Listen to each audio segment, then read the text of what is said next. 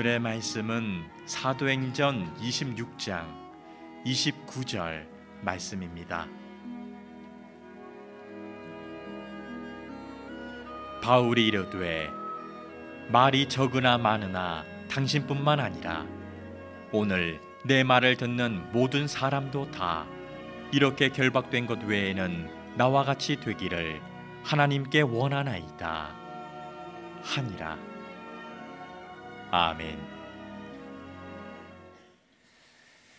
무슨 말을 하느냐에 따라서 그 사람의 인생의 성공과 실패가 결정되고, 무슨 말을 하느냐에 따라서 인생의 가치가 달라지는 거예요. 사람이 해야 될 말이 있고 하지 말아야 될 말이 있습니다. 되게 불행한 사람들은 해야 될 말은 안 하고 하지 말아야 될 말을 절제하지 못해서 불행해지는 사람이 많습니다. 예수 믿는 사람은 무슨 말을 하고 살아야 될까? 예수 믿는 사람들이 꼭 해야 될 말이 있어요. 이거는 꼭 예수 믿으면 해야 되는 얘기예요. 오늘 그 이야기가 사도행전 26장에 나와요. 여러분, 이제 사도행전은 앞으로 한 2번만 설교하면 끝납니다. 그러니까 잘 마무리하시자고요. 잘 사도행전을 마무리하시고, 지난 시간에 제가 지금 사도행전 25장 말씀에서 바울의 마지막 이제 재판받는 장면 소개해드렸는데, 바울이 재판을 받다 말고 갑자기 로마 법정에 가서 재판받겠다 그랬더니 베스토라고 하는 총독이자 재판관이, 자기가 유대 땅에 온 지 얼마 안 됐는데, 자기는 로마 사람이잖아요, 총독이. 그런데 이 유대인들끼리 종교적인 갈등으로 인해서 일어나는 재판을 자기는 지금 유대에 파견 왔지만 잘 모르겠는 거예요. 분명히 이 사람이 바울이 로마에 가서 재판을 받겠다고 항소를 하니 로마로 보내긴 보내야 되겠는데, 황제에게 보내면서 보고서를 어떻게 써야 될지 생각해 보세요. 죄목도, 죄가 뭔지 죄목을 잘 쓰지도 못하면서 보낼 수는 없지 않습니까? 그러니까 이 총독이 고민이 되는 거예요. 그래서 자신보다 유대 사정을 훨씬 잘 아는 아그리빠, 헤롯 아그리빠 2세한테 부탁을 하는 거예요. 내가 지금 유대 땅에 온 지 얼마 안 돼서 잘 이 상황을 모르겠는데 황제에게 보고서를 써야 되는데 내가 지금 어떻게 써야 될지 모르겠다. 그러니 당신이 좀 나를 도와달라.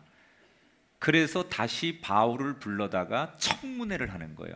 아그리빠와 이 베스토 총독과 여러 로마의 고위 관리들이 바울을 이튿날 불러다가 청문회를 하는 내용이 오늘 26장의 내용입니다. 자, 청문회가 시작됐습니다. 사람들이 쭉 둘러앉아가지고 바울이 다시 끌려 나와서 바울이 자기 소개를 하고 자기 이야기부터 하는 거예요. 바울이 뭐라고 말하느냐? 자기는 유대인 중에 바리새인이다. 그리고 열심히 율법을 공부했고 율법을 지켜야 된다고 배웠던 사람이다. 그래서 많은 사람들이 아는 대로 나는 앞장서서 교회를 박해했고 많은 기독교인들을 고문하고 죽일 때 적극 찬성했던 사람이다. 율법은 하나님이 주신 말씀이라고 믿는 이 유대인들이 율법을 부정하는 기독교인들은 용서가 안 되는 거예요. 그래서 바울의 입장에서는 이거는 하나님을 위한, 내가 할 수 있는 하나님을 위한 최고의 가치가 이 율법을 부정하는 사람들을 같은 유대인들 가운데 척결하고 그 사람들을 때려잡는 게 자기가 소위 하나님을 위해 최고로 잘하는 일이라고 생각하고 그렇게 자기는 평생을 살아왔다는 거예요. 2000년 전의 유대 땅에서는 최고로 성공하는 길이 뭐냐? 종교적인 길로 가는 거예요. 2000년 전의 유대 땅에서는 최고로 성공하는 길이 뭐냐? 지금은 우리가 이 현대 사회에서 성공하는 게 뭐 돈을 벤처 기업을 해서 돈을 벌기도 하고 또 공부 잘하는 사람들이 뭐 의사나 사법고시, 행시 뭐 이런 거 보고 공부도 하고 그게 이제 여러 코스가 있지만 2000년 전의 유대 땅에서는 최고로 성공하는 길이 종교적으로 잘 되는 거예요. 그래서 종교적으로 엘리트 코스를 밟으려면 율법을 공부하고 율법을 믿는 바리새파 그 그룹에 들어가야 돼요. 그리고 그 바리새파 중에 그 당시 최고의 율법의 스승이 누구냐? 가말리엘이라고 하는 사람이에요. 바울이 바로 지금 바리새파 중에 가말리엘이라고 하는 선생님 밑에 들어가서 공부를 한 사람이에요. 그런데 그 제자들 중에도 바울은 출중했어요. 요즘으로 말하면 그 당시 율법 고시, 이게 사법고시 같은 거예요. 그 시험을 보면 바울은 늘 수석을 놓치지 않는 사람이에요. 뭐 성경에 그런 얘기는 없습니다만 제가 이제 쉽게 설명하는 거예요. 그 정도로 율법을 바울이 최고로 공부를 잘해요. 그 쟁쟁한 율법을 전공하는 사람들 가운데 가말리엘 선생님 밑에 공부하는 최고의 그 천재들 가운데 바울은 항상 독보적인 최고의 율법을 공부 잘하는 사람이 바울이었다는 거예요. 그러니까 아마도 그렇게 예루살렘에 소문이 났을 거예요. 다소 출신의 누구의 아들 사울 그러면 웬만한 바리새파 사람들 가운데 율법을 공부하는 사람 가운데 모르는 사람이 없을 정도로 워낙 율법을 공부를 잘하고 뛰어나니까. 그래서 웬만한 사람이 바울을 다 알고 있었어요. 그 바울이 그렇게 율법적이던 바울이 왜 기독교인이 됐느냐? 자기가 얘기하는 거예요. 내가 그런 인생을 살던 사람인데 어느 날 내가 회심을 해서 기독교인이 왜 되었느냐? 그 얘기를 자기가 하는 거예요. 자기가 어느 날 기독교인들을 잡기 위해서 다메섹으로 가고 있는데 정오, 난 12시 정도 됐을 때 하늘에서 자기 평생에 이런 건 처음이에요. 해보다 더 강한 빛이 자기에게 확 다가오는데 자기가 아무리 한여름에 뜨거운 햇볕을 평생 많이 쬐봤지만 정오의 햇빛보다 더 강렬한, 비교할 수 없는, 그 아무리 정오의 낮 12시에 쬐는, 한낮에 쬐는 그 태양빛과 비교할 수 없는 수십 배, 수백 배, 수천 배 더 강한 빛이 길거리에서 자기를 앞에 확 나타나는데, 더 놀라운 사실은 거기에 음성이 들리더라는 거예요. 사울아, 사울아. 자기 이름을 누가 부르는 거예요. 당시에 율법을 공부하던 사람들은 구약의 율법에 뭐라고 나와 있냐면 신이 인간에게 임재할 때 강력한 빛으로 또는 음성으로 다가오는 것을 이미 이론적으로 공부한 사람이 바울이에요. 그래서 순간적으로 너무 강한 빛이 임하고 음성이 들리고 자기 이름이 불려지니까 아, 이거는 신이 나에게 오는 거구나라고 직감적으로 바울이 아는 거예요. 그래서 바울이 물어보죠. 누구십니까? 그랬더니 너무 충격적인 대답이 들려와요. 나는 내가 그렇게 핍박하는 예수라. 이게 바울이 경험한 이야기예요. 자, 여기서 우리 두 가지를 생각해야 돼요. 첫째,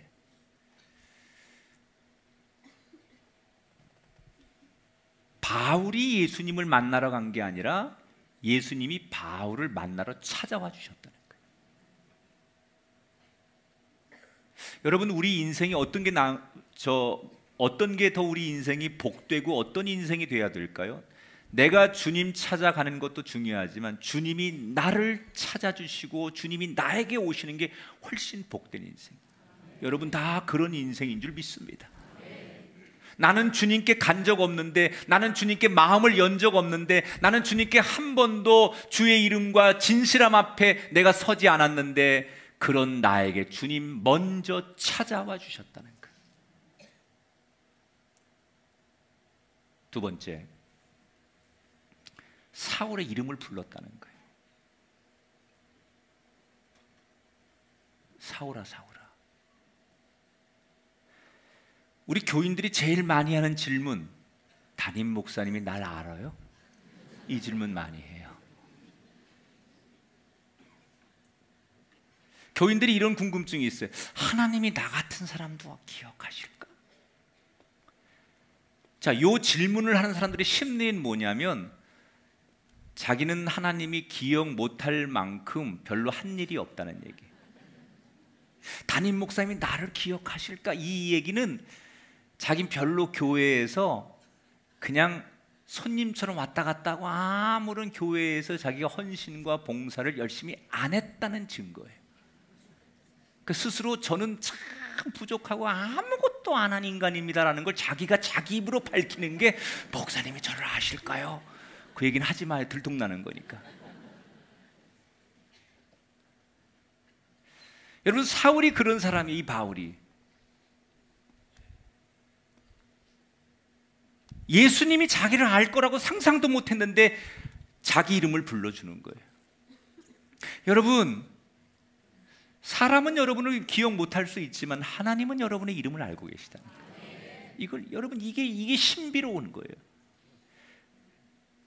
나는 하나님께 별로 찬양을 진심으로 드린 적도 없고 하나님 앞에 전심으로 예배한 적도 없고 하나님을 나의 아버지라고 고백 제대로 해본 적이 없는데, 그런 나에게 하나님은 오셔서 내 이름을 정확하게 기억하시고 불러주시는 분, 그게 하나님의 사랑이라는 거예요. 자기가 그토록 부정하던, 죽은 줄만 알았던 예수가 살아서 자기 이름을 불러주고 자기를 찾아왔어요. 그 자기는 그 경험 때문에 부인할 수 없었던 거예요. 그때 자기에게 찾아오신 그 빛으로 나타나서 오신 예수님께서 자기에게 이런 말씀하셨어요. 16절부터 18절. 내가 내게 나타난 것은 너로 증인을 삼으려 함이니 내가 너를 이스라엘과 이방인들에게 보내어 하나님께로 돌아오게 하리라.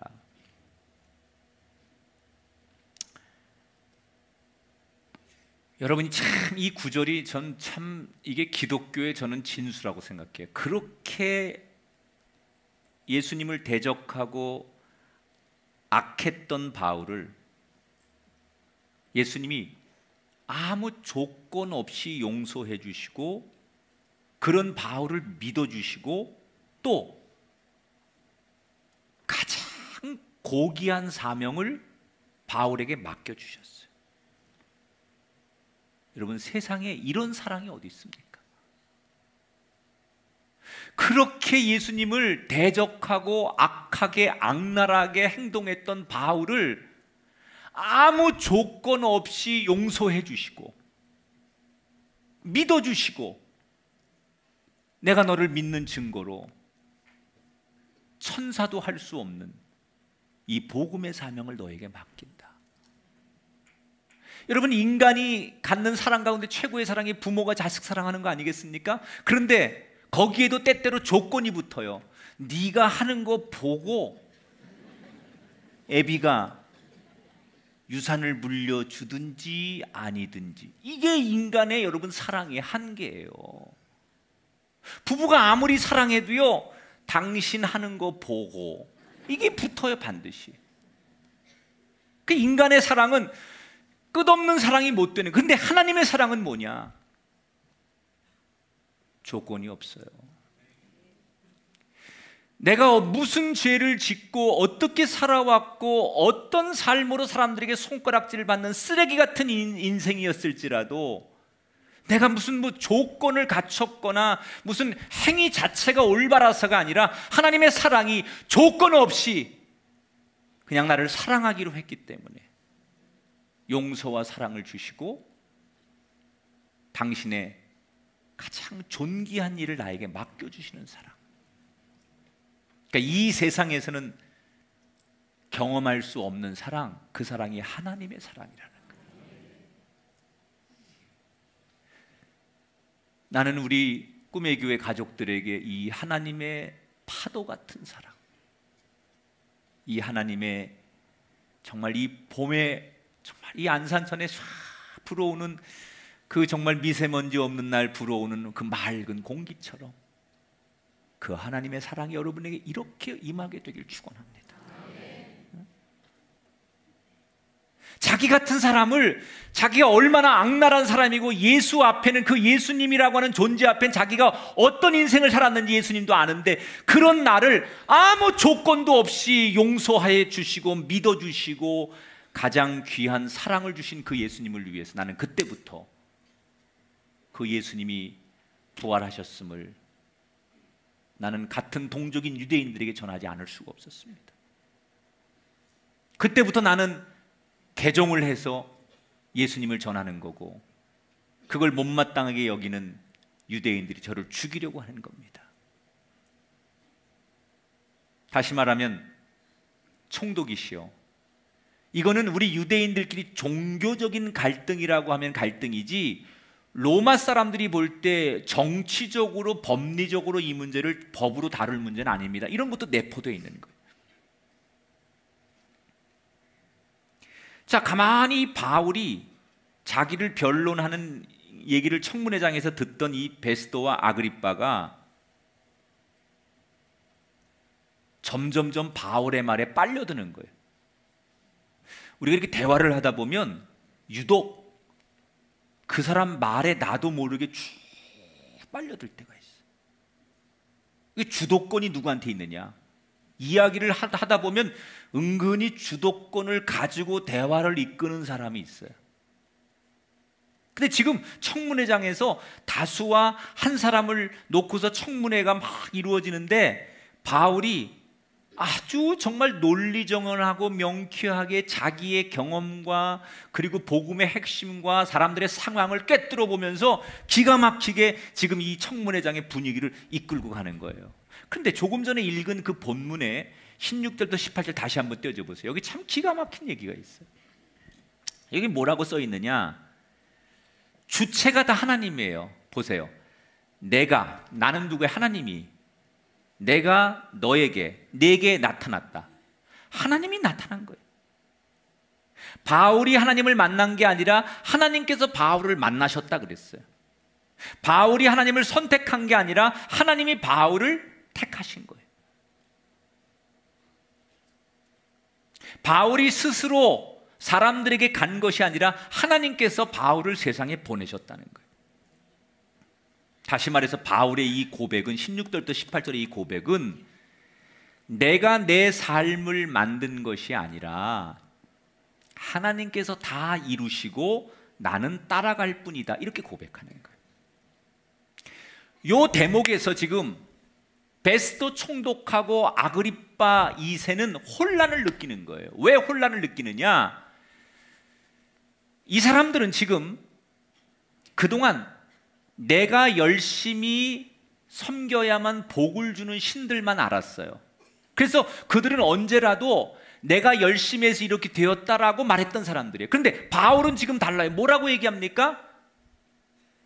지금까지 내가 산 것은 내가 한 것이 아니라 주님께서 다 하셨습니다. 지금 총독이나 헤롯 왕은 신을 믿는데 자기들이 아는 신은 어떤 신이냐? 내가 열심히 해서, 내가 신에게 열심히 다가가고 내가 열심히 신의 마음을 감동시켜서 내가 잘한 것 때문에 칭찬받아 내가 이렇게 복을 받았다고 생각해요. 근데 바울은 뭐라고 그래요? 내가 한 것이 아니라 다 주님께서 하셨습니다. 우린 여러분 어떤 인생을 고백해야 되냐면, 내가 잘해서, 내가 열심히 해서, 내가 정말 최선을 다해서 노력해서 이렇게 되었어, 아니면 세상이 잘못돼서 나를 이해해주지 않아서, 나를 인정해주지 않아서 내가 이렇게 되었어, 이런 말 하면 안 된다는 거예요. 예수를 믿는 사람은 어떻게 말해야 되느냐? 따라합시다. 주님께서 하셨습니다. 그게 좋은 일이든 슬픈 일이든 성공한 일이든 실패한 일이든 우리는 지금까지는 내가 이루었다고 생각했지만 알고 보니 뭐예요? 주님께서 하신 거예요. 여러분, 예수 믿는다는 것은 단지 지옥 갈 사람이 천국 가는 것을 말하는 게 아니라, 내 힘으로 했다고 그동안 고백했던 내 인생이 예수를 믿는 순간부터 내 힘으로 한 게 아니구나, 내가 잘해서 된 게 아니구나, 다 배후에서 하나님께서 하신 거구나 라는 것을 믿음의 고백으로 바꾸는 게 예수 믿는 거예요.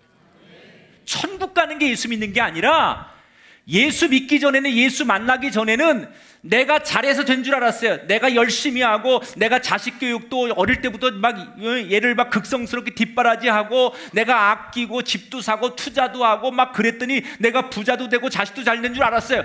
그게 내가 가지고 있는 가치였는데, 예수를 믿고 예수를 만나보니까 그게 아니더라는 거예요. 내가 잘해서가 아니라 하나님께서 하신 거구나. 이 고백이 나올 때 그게 예수 믿는 거예요.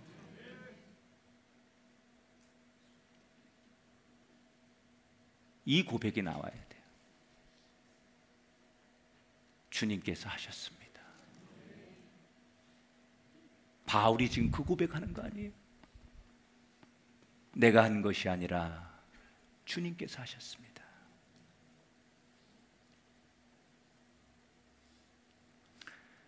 그리스도인이 하나님 앞에, 이 세상 앞에 늘 해야 될 말, 내가 한 게 아니라 하나님께서 하셨습니다.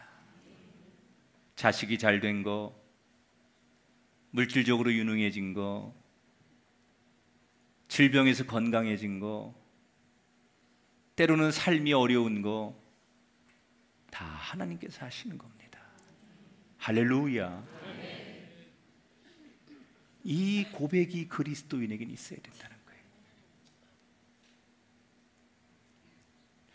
바울이 지금 청문회장에서 자기가 어떤 사람이었고 왜 기독교인이 됐는지를 쫙 이야기를 하면서, 바울은 정말 자기가 하고 싶은 이야기를 한마디 하죠. 바울이 너무 이 짧은 시간에 이 베스도 총독이나 헤롯 아그리빠가 이 바울의 말에 숨을 못 쉴 정도로 바울이 정말 이야기를 강하게 끌고 가니까, 베스도 총독이 더 이상은 안 될 것 같은지 갑자기 바울의 말을 끊고는, 그만해라, 네가 율법을 너무 열심히 공부하다가 예수를 믿더니 너무 너 종교적으로 심취해가지고 미쳤구나, 이렇게 바울의 말을 가로막습니다.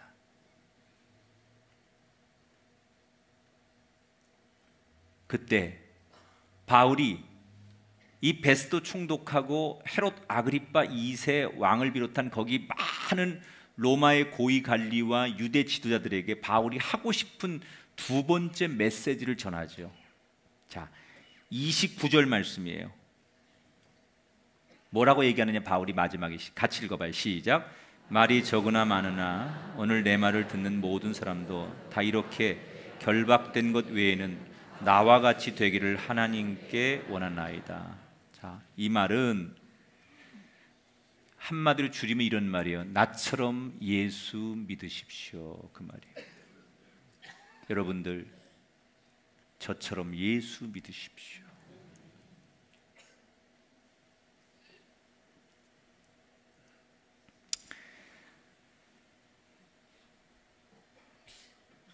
많은 분들이 예수님 만나면 이렇게 얘기합니다. 태양을 만나기 전에는 촛불과 등잔불과 가로등이 정말 아름다운 줄 알았다는 거예요. 그거 없으면 안 되는 줄 알았다. 어둠 가운데 그 촛불, 등잔불, 그거 있어야 사는 줄 알았다는 거예요. 그런데 태양을 만나고 보니 이게 아무 의미가 없다는 거예요. 내 삶에 예수님을 만나기 전에는 돈이 전부인 줄 알았어요. 남들이 살아가는 세상의 방식을 쫓아가는 게 전부인 줄 알았어요. 인기와 권세, 그게 내가 예수 만나기 전에는 마치 등잔불이 최고인 줄 알고 촛불이 가장 아름다운 줄 알았는데, 태양을 만나면 그 모든 게 의미 없는 것을 그때 깨닫는 것처럼 내가 예수 만나기 전에는 세상적인 것이 전부인 줄 알았는데, 예수 만나고 보니, 진짜 빛 대신 예수 만나고 나니, 태양과 같은 예수 만나고 나니 이 세상의 등잔불과 같은 촛불과 같은 것들이 아무 의미가 없다는 것을 깨닫게 되더라는 거예요. 여러분 여기까지 오셨는지 모르겠어요. 여러분의 인생이 이 대목까지 오셨는지 모르겠어요. 아직도 여러분은 그 밤에 내 방안을 밝히고 있는 촛불 하나, 등잔불 하나가 전부인 줄 알고, 그것이 세상에 가장 아름다운 건 줄 알고, 진짜 정오의 빛과 같은 햇볕과 태양을 만나지 않았기 때문에 아직도 내가 붙들고 있는 이게 전부인 줄 알고 붙들고 있다면, 진짜 우리 인생의 빛 대신 예수님을 만나는 순간 내가 붙들고 있는 이 가치가, 내가 믿고 의지했던, 살아왔던 내 삶의 방식이 아무것도 아니라는 걸 어느 날 여러분도 영적으로 깨달아지게 되시기를 주의 이름으로 축원합니다. 바울이 한마디로 결론을 뭘 얘기해요? 예수 믿으세요. 저처럼. 바울이 진짜로 하고 싶은 한마디가 바로 그거예요. 저처럼 예수 믿으세요. 나 우리 교인들에게 한마디 부탁해요. 우리 교인들의 신앙의 최고봉은 뭐냐? 이 말 할 수 있어야 돼요. 저랑 같이 예수 믿읍시다. 제가 믿는 예수 당신도 믿었으면 좋겠습니다. 그리스도인은 이 고백이 있어야 돼요. 이게 없으면 우린 가짜예요. 내가 믿는 예수 당신도 믿었으면 좋겠다. 물론 여기에 여러분 제일 어려운 게 뭐냐면 나처럼 믿어보세요 라는 게 제일 어려운 얘기예요. 우리가 집에서 자녀들에게 공부하라라는 말하는 부모는 많습니다. 그러나 나처럼 공부해라 말하는 부모는 거의 없습니다. 왜 그러냐? 그렇게 말하려면 내가 아이들에게 그렇게 보여야 되거든요. 이러면 공부해라 공부해라 소리는 많이 하는데 나처럼 공부해라 이 소리는 안 합니다. 신앙도 똑같습니다. 나처럼 믿으라고 말하려면 내가 먼저 보여줘야 되거든요. 그래서 사람들이 저 사람은 진짜야 라고 인정받는 삶을 보여줘야 되거든요. 그렇게 살려면 내 안에 진짜 믿음의 확신이 있어야만 내가 그 말 할 수 있거든요. 그러니까 그리스도인이 나처럼 예수 믿어보세요 라고 말하는 단계까지 가면 그 사람은 어떤 사람이냐? 신앙의 최고의 경지에 도달한 사람이라는 거예요. 그러나 우린 꼭 이 두 마디를 해야 돼요. 다 주님께서 하셨습니다. 나처럼 예수 믿으세요. 할렐루야.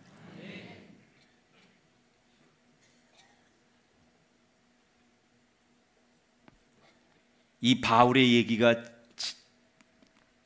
진행되고 전개될수록 이 아그리빠나 베스도 총독은 왠지 모르게 저 사람의 신비로움에 끌려가는 거야. 분명히 저 사람은 지금 죄수로 재판을 받는 과정인데 저 바울은 무슨 힘이 있는지 말을 하면 할수록 이상하게 그 말에 막 빨려 들어가는 거예요. 그러니까 더 이상은 안 될 것 같으니까 강제로 더 이상 바울의 말을 못하게 하려고 청문회를 중간에서 끊어버리고 사람들은 뿔뿔이 흩어지면서 오늘 얘기가 끝나요. 베스도가 처음 의도한 대로 아그리빠에게 내가 지금 이 유대를 잘 모르니까 소감이 어떠냐라고 물어봐요. 그때 아그리빠가 이 베스도에게 뭐라고 말하느냐? 종교적인 문제지 정치적으로라든지 사회적이라든지 법적인 항목으로는 저 바울이 문제될 게 없어 보인다. 이렇게 얘기를 해요. 그러니까 바울의 얘기를 들어보면서 어떻게 하든지 무슨 로마법에 의해서 그 당시에 법으로 재판해서 이 어떤 법리 논쟁에서 바울의 죄를 밝혀낼 게 없었다는 얘기예요. 이게 이제 오늘 성경이 끝나는 얘기예요. 근데 제가 이제 마지막으로 이런 얘기를, 이 바울이 참, 저는 설교자잖아요. 저는 늘 말하는 이 일에 대해서 이렇게 연설과 이렇게 여러분들에게 뭐 강의와 이런 걸 늘 하는 사람이니까 저도 참 이렇게 저보다 강의 잘하는 사람들, 설교 스피치 잘하는 사람들, 또 뭐 정말 진행 잘하는 사람들 보면 이렇게 좀 집중력 있게 좀 관찰을 하는데, 제가 이 바울을 보면서 참 대단하다. 지금 바울이 혼자서 로마의 총독 헤롯 아그리파 2세 왕이죠. 그 다음에 로마의 고위 관리들, 천부장, 백부장, 그리고 뭐 유대인들의 그 제사장을 비롯한 최고의 권력층들이 모인 데서, 사람은 환경적인 동물이기 때문에 내 앞에 이런 쟁쟁한 사람들이, 막 권력과 실력과 능력이 탁월한 사람들이 내 앞에 내 얘기를 듣고 있으면 주눅이 들게 돼 있거든요.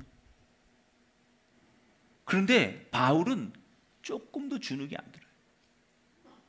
혼자서 그 많은 사람들을 상대로 해서 청문회를 지금 하는데, 짧은 시간 동안, 청문회라는 건 길 시간이 안 주거든요. 대답할 시간을 짧게 주는 건데, 그 짧은 시간 동안 자기를 소개하고 예수님에 대한 복음을 소개하고 소위 변증법적으로 지금 이 연설을 하는데, 학자들은 바울이 했던 연설 가운데 최고의 백미를 꼽아라 그러면 이 사도행전 26장에 지금 이 청문회장, 이 이야기를 굉장히 훌륭하게 보는 학자들이 있어요.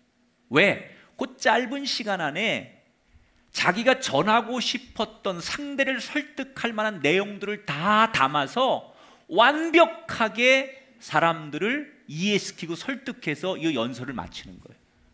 이게 정말 제가 설교가로서 너무 부러운 거야. 야, 정말 내가 이 바울의 발뒤꿈치만 좀 쫓아가면 좋겠다. 그리고 이 바울이 오늘 성경에 보면 감정에 휩쓸리지 않는 거예요. 막 그 베스토가 막 너 미쳤구나, 미친놈이구나, 막 그리고 감정적으로 막 인신공격을 해도 전혀 요동하지 않고 그 상황을 마치 파도 타기를 하듯이 능수능란하게 완벽하게 하고 싶은 얘기를 다 해요. 어떻게 그렇게 될 수 있었을까? 이 이야기예요. 우리가 꼭 해야 될 말을 어느 순간에 하려면 뭐가 필요하냐? 따라합시다. 훈련이 필요합니다. 자, 베스토 총독을 만나기 전에, 요 총독이 부임하기 전에 지난번 총독이 누구였느냐? 벨릭스라고 하는 총독이었어요. 이 벨릭스라는 총독이 바울을 재판하면서 분명히 죄가 없는 줄 알지만 너무 신비로운 거야. 너무 사람이 유능하고 흥미를 유발하고 배울 게 많은 거예요. 그래서 비록 재판을 하는 과정이지만 이 벨릭스는 수시로 자기 부인하고 바울을 불러다가 기독교를 믿진 않았지만 궁금한 기독교에 대해서 이 바울의 해박한 지식과 경험에 대해서 늘 물어봤어요. 그러다 보니까 바울은 재판을 받는 과정 속에서 로마의 최고의 관료인 총독과 수시로 만나면서 이런 최고의 언어와 학식과 이 최고 엘리트층들은 어떤 사상과 어떤 배경을 가지고 있는지를 늘 자기가 원하지 않는 상황에서 경험을 하는 거예요. 이게 지금 오늘 베스토 총독 앞에서, 헤롯 아그리파 2세 앞에서 그 짧은 시간 안에 자기가 하고 싶은 얘기를 다 하도록 이전의 경험이 자기를 훈련하게 만들었다는 거예요. 제가 왜 이 말씀 드리느냐?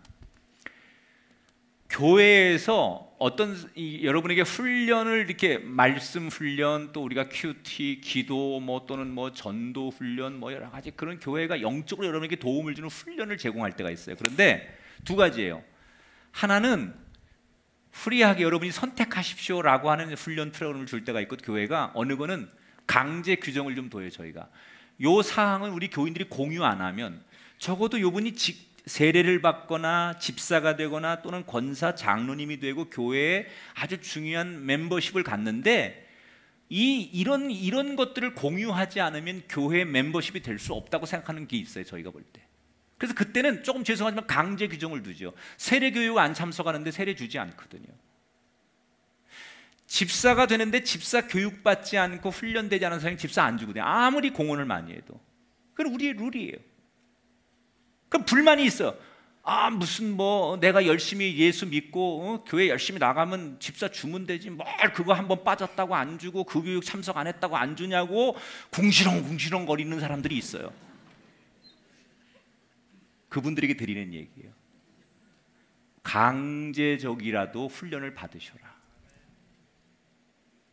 여러분이 원해서 받으면 더 좋아요. 내가 자원해서 받는 훈련 더 좋지만 그게 아니어도 그럴 때 어쩔 수 없이 훈련을 받다 보면 그게 나중에 어떻게 되냐, 나도 모르게 중요한 순간에 해야 될 말을 하게 할 때, 바울이 지금 훈련돼 있으니까 로마 총독 앞에서도 능수능란하게 그 짧은 시간 안에 감정에 요동하지 않고 자기가 해야 될 말을 잘 요약해서 상대를 설득하고 전도하도록 그 말을 했다는 거예요. 말씀을 마칠게요. 우리가 그리스도인으로서 꼭 해야 될 말이 있어요. 예수 믿는 사람은 늘 이 말을 마지막에 해야 돼요. 따라합시다. 주님께서 하셨습니다. 따라합시다. 나처럼 예수 믿으세요. 할렐루야. 군인은 군인의 말을 해야 되고 공직에 계신 분은 공직의 말을 해야 되는 거예요. 예수 믿는 사람이 꼭 해야 될 말, 이 말을 해야만 하나님께서 내가 하나님의 자녀됨을 확인하시는 말, 주님이 하셨습니다. 예수 믿으세요. 이 이야기를 하셔야 돼요. 나는 우리 꿈의 교회 성도들이 이 이야기를 곳곳에 나가서 할 수 있게 되길 바라요. 저한테 확인할 필요 없어요. 이거 동영상 떠다가 저한테 보여줄 필요 없어요. 저 보여주라는 얘기가 아니라 여러분 자신에게 주는 메시지예요. 이 말만큼은 내가 예수 믿는 사람으로서 늘 할 수 있는, 믿는 자로서, 크리스찬으로서, 하나님의 자녀로서 이 말만큼은 무슨 일이 있어도 할 수 있는, 사도행전 26장에 나오는 또 다른 바울이 되시기를, 여러분 인생의 사도행전 26장에 쓰여지게 되기를 주님의 이름으로 축원합니다.